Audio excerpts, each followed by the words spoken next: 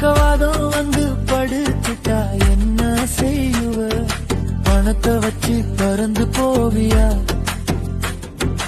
இறந்து போயிட்டா எழுந்து வருவியா?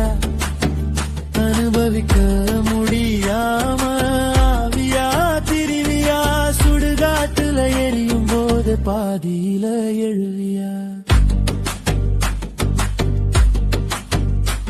நீ எவனையும் வாழ வைக்க வேண்டாம், எவன் குடியையும் கெடுக்கவும் வேண்டாம்.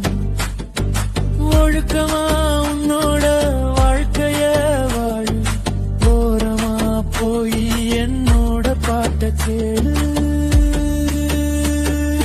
தேவைக்காக காசா இல்ல,